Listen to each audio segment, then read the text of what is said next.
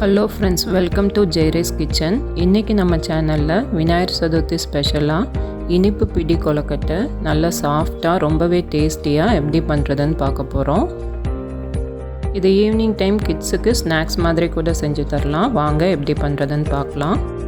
ஒரு பாத்திரத்தில் 1/2 கப் தண்ணி எடுத்து நல்லா சூடு பண்ணிக்கோங்க. அதில் 3/4 கப் வெல்லம் சேர்த்து நல்லா மிக்ஸ் பண்ணிக்கலாம். கம்பி பதம் வரணும்னு தேவையில்லை, ஜஸ்ட்டு வெல்லம் கரைஞ்சால் போதும்.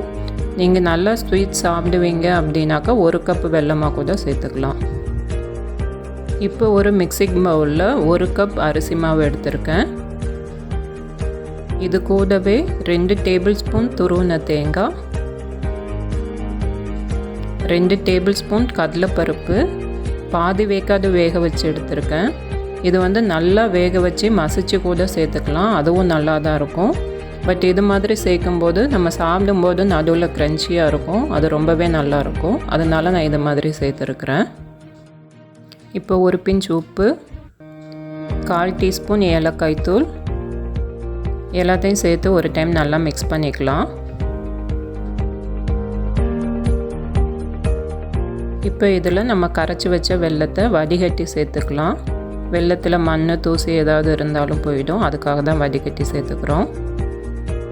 இது ரொம்ப சூடாக இருக்க வேண்டாம், மிதமான சூட்டில் இருக்க மாதிரியே பார்த்துக்கோங்க. இப்போ எல்லாத்தையும் சேர்த்து நல்லா மிக்ஸ் பண்ணிக்கலாம். சூடு பொறுக்கிற அளவுக்கு வந்ததும் கை வச்சு மிக்ஸ் பண்ணிக்கலாம்.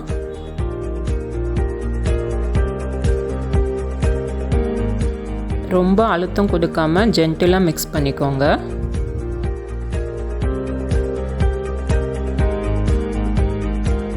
இப்போ நல்லா மாவெல்லாம் ஒன்றா திரண்டு வந்துருச்சு பாருங்கள். இந்த பதத்தில் நல்லா சாஃப்டாக இருக்கணும்.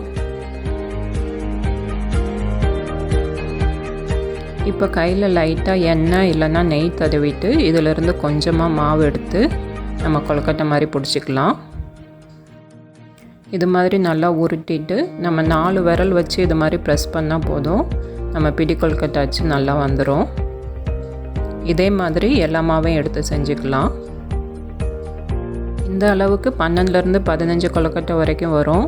இப்போ நம்ம செஞ்சது எல்லாத்தையும் ஒரு இட்லி தட்டில் வச்சுட்டு தண்ணி நல்லா கொதித்ததும் இட்லி பிளேட்டை வச்சு மூடி ஒரு 10 நிமிஷம் வேக வச்சிடலாம்.